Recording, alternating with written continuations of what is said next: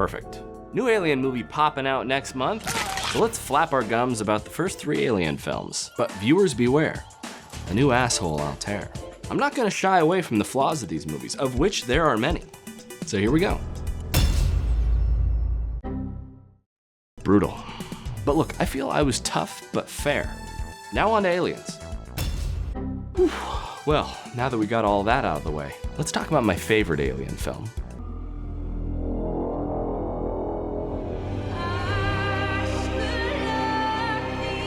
Yeah, I know, Mom.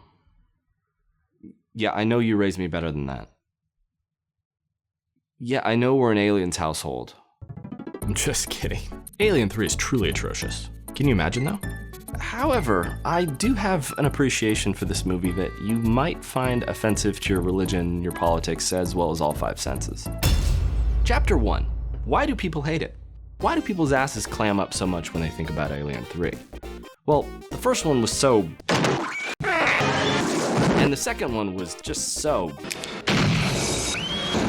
bitch! But then the third one was so...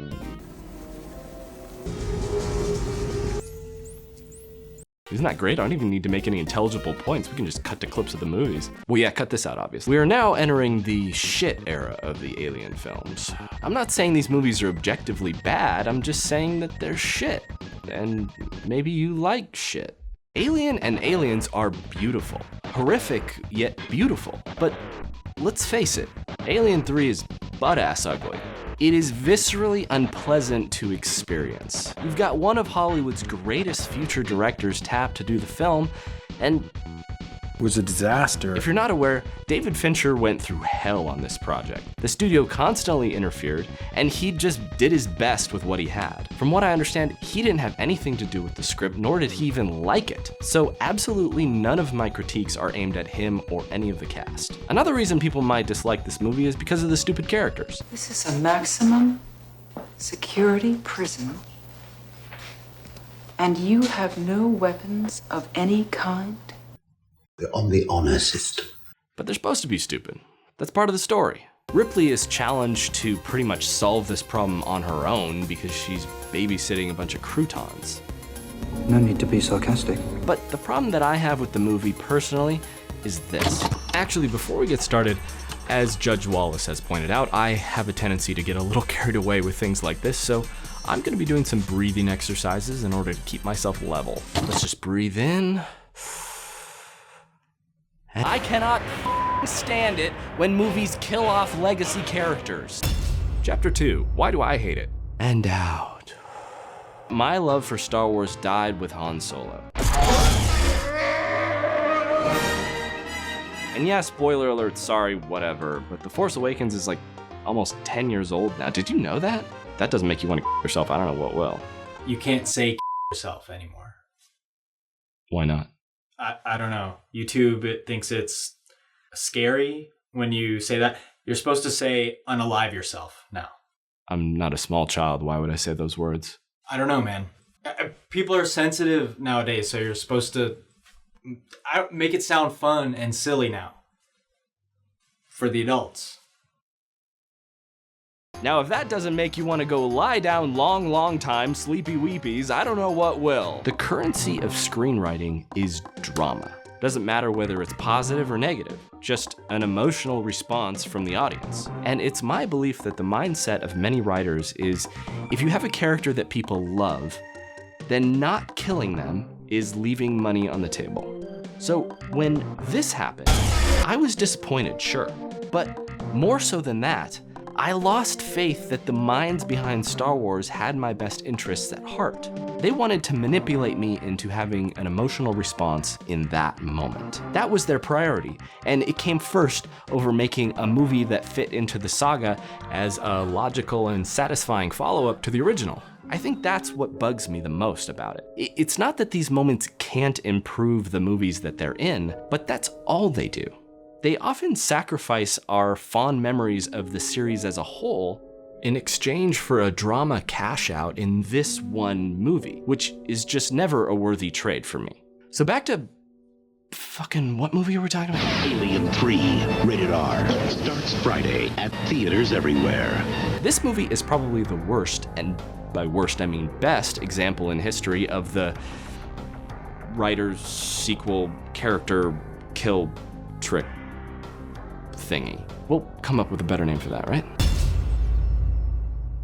So Alien 3 isn't a reboot, but it's an equal slap in the face to Star Wars because Aliens promised us a happy life for these characters, or at least a life, and that promise is immediately broken in the first 5 minutes of this movie.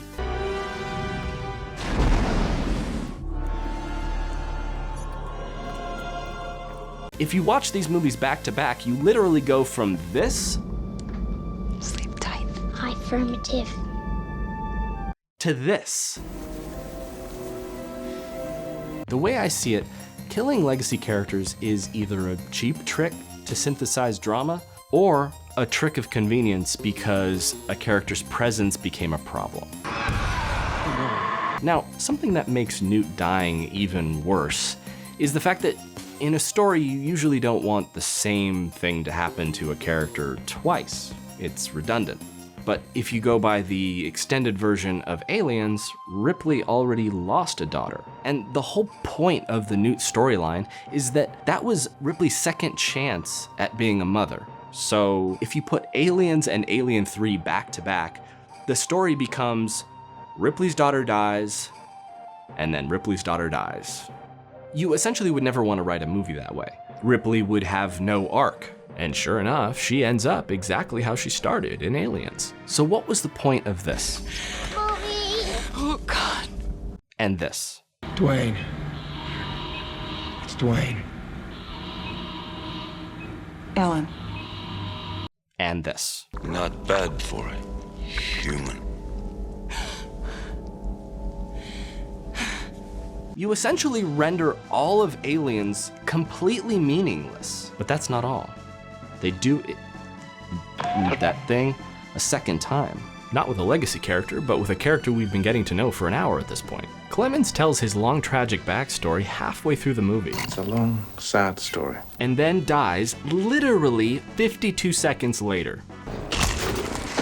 And the story is long, and Ripley even asks to hear it numerous times throughout the movie, as if any of it fucking matters, because Clemens is just dispatched immediately after telling it, halfway through the movie. Meaning, all that character development with him in the first half?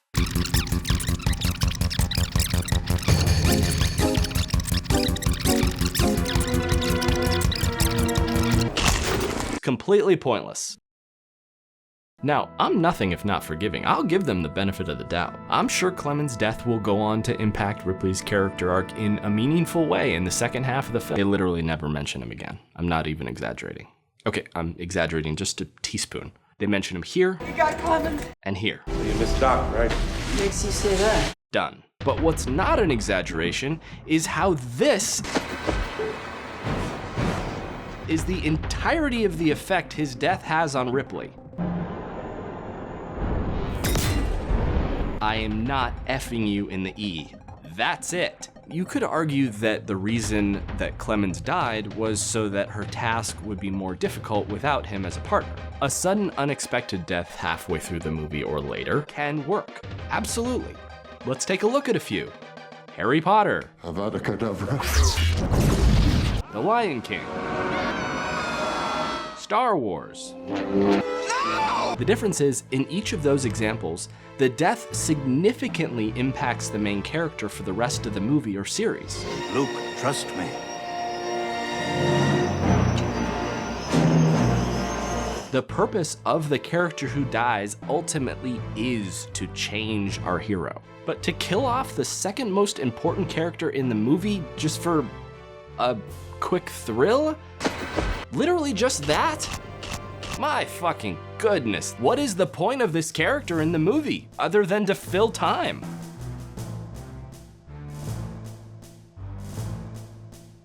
It would have been different if they hadn't wasted so much of our time getting to know this character. He could have just been a protector of Ripley's who is then removed from the equation to raise the tension in the second half. But if you're gonna make us care, then make it matter when he dies.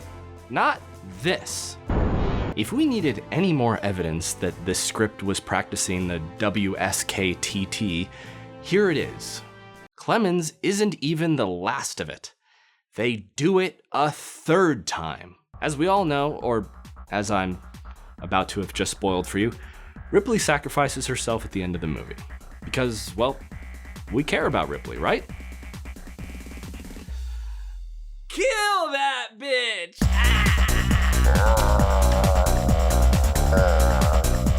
Not a single character from the series survives this movie. They were drama fruit ripe for the plucking, and boy were they plucked. The alien tree, once bountiful with beloved characters, is now a dead stump. But I like it. Chapter 4, why do I sort of like it or something? Why would I like that? Spent 87 minutes bitching about that thing. Why would I say that? It's a trash fire. It's a mistake. It's an anthill where the Oreo should be in your Lunchable. Well, firstly, what follows is completely subjective and merely my own personal experience with the film. Secondly, I first saw this movie when I was a kid and have had a lifetime to come to terms with my feelings about the movie. 2.5ly, as a child, this movie was everything that scared me. It was horror exemplified. Picture me, a wee lad with a subtle string of spit up hanging from my mouth, being shown the Alien movies by friends insisting on watching horror films for every single movie night. Great! These movies didn't traumatize me. And when I say they didn't traumatize me, I mean I couldn't go near the McDonald's ball pit for 8.5 months due to my absolute certainty that there was a xenomorph messing around in there. I was so goddamn well adjusted. But thirdly, I came to realize that this movie most closely resembles a nightmare, more than any other horror movie I've seen. But that's essentially what horror movies are. An environment in which we can experience fear and stimulate our brains, but without any actual danger, just like a nightmare. And Alien 3, by whichever definition you choose, is a goddamn nightmare. So I think it deserves some recognition for that portrayal. Here's some other good stuff. We commit these bodies to the void with a glad heart.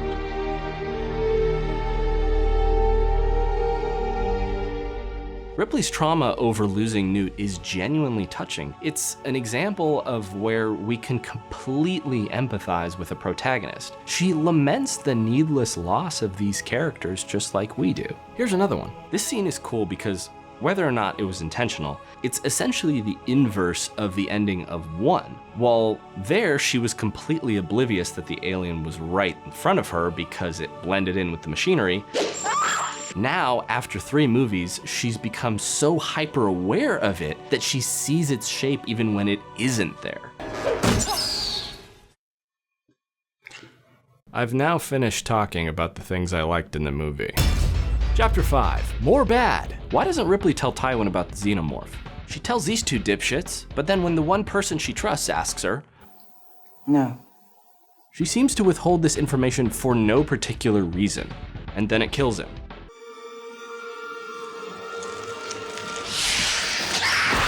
Maybe he would have been a little quicker on his toes if he'd known he should be ready to be eaten by an alien. This is really where the series stops being sci-fi horror and starts being, we'll be generous and call it pulpy, and starts being the operative word. The inmate fuckwits are a cinematic blight. No one gives a shit about them and their stupid vow of celibacy, and that's all made worse by the fact that, thematically speaking, Newt and Hicks died simply as a means to tell this as the third Alien story. Another thing is, there's far too many kills in this movie. We're completely desensitized to it by the end of the movie. We've 25 prisoners in this facility.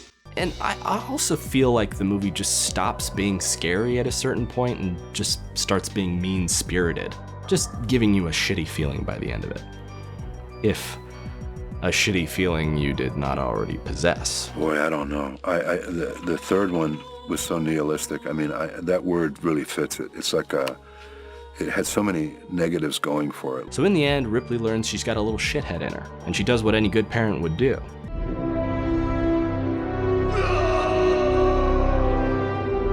And as Ripley dies, so does the series. Yeah, if only. This nightmare will never end. Alien 3 takes the hopeful ending of Aliens and twists it into the worst case scenario that Ripley could possibly imagine. And from what I've read, it was pretty much a goddamn nightmare to make as well. What was the problem?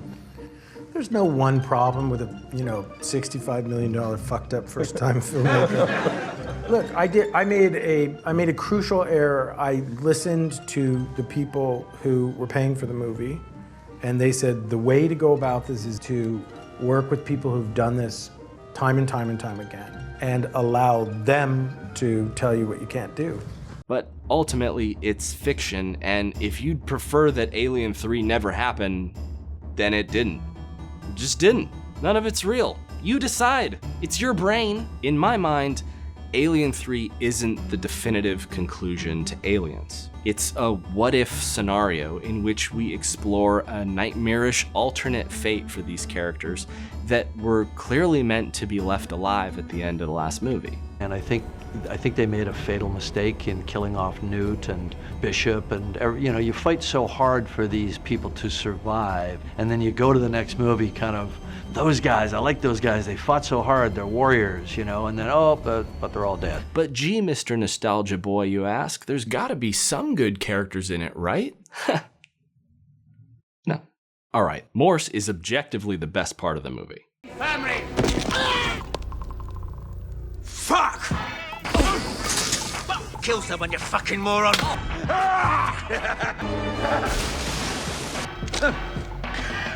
on, you, get going. Oh, fuck you! Also, I've realized in recent viewings that I feel like 85 is one of the most interesting characters here.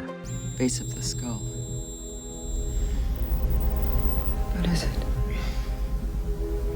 I think you've got one inside of you. He kind of takes over as Ripley's main confidant after Clemens dies. Despite starting out as a bitch, he redeems himself and has probably the best arc in the movie.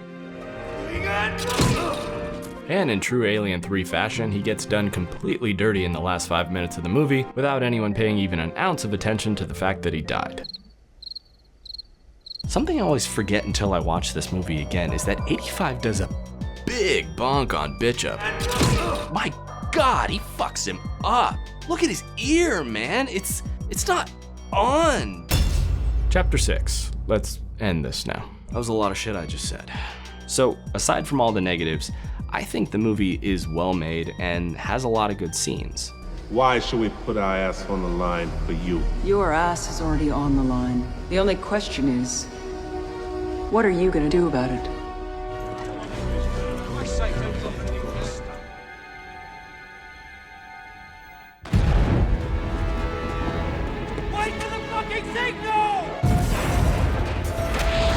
And look, this is one of those movies. You know the ones, where it's almost comforting to immerse yourself in a world void of color, joy, and life. It makes the problems we go through in our mundane little lives feel unimportant in comparison. And you either like that kind of movie or you don't. It's completely a matter of taste. There's nothing deeply or disturbingly wrong with you if you do, but do seek help. Nah, don't sweat it. I'm one of those freaks too. I would say it boils down to what you want out of a horror movie. If what you enjoy is watching the world in its most horrific form, then the movie works. However, if you're more concerned with the integrity of storytelling, I'd say it doesn't. Ordinarily, I'd say I'm in the latter camp. But due to very specific circumstances, I enjoy this movie. But I still think it betrays the fans. Though, even if this version of Alien 3 never existed, they probably still would have killed Newton Hicks, because you can't just not kill someone people care about. That's for pussies.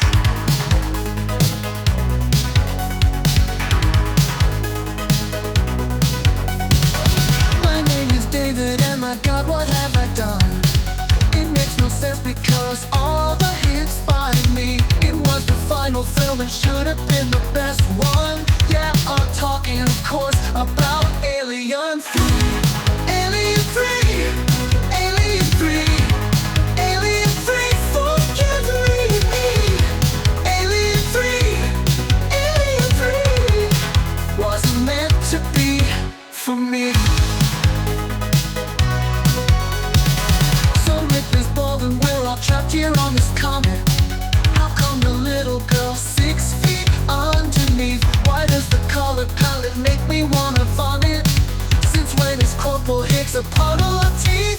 I remember going to see it and thinking, rather enjoying it, but equally... Whatever. I know. Alien 3, Alien 3, Alien 3, God help me. Alien 3, stop being me, please.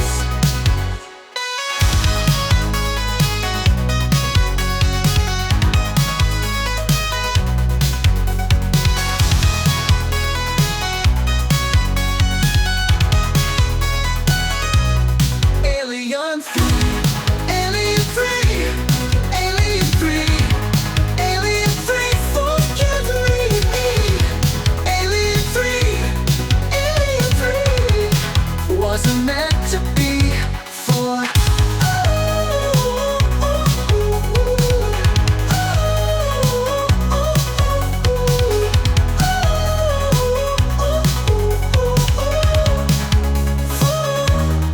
Alien 3, Alien 3, Alien 3, Alien 3, God help me. Alien 3, stop being me, please. Thank you as always to my top tier patrons, Juanita and Flint McLeod. Those two are looking pretty lonely. Just pointing that out. Every time I watch these movies, my opinions kind of like fluctuate. Yeah, of course. And I was like, I just want to watch Alien 3. I don't care. I don't want to watch the whole series. And I watched it. I think I really enjoyed it. And then this time around, I watched it. Oh, this movie fucking sucked.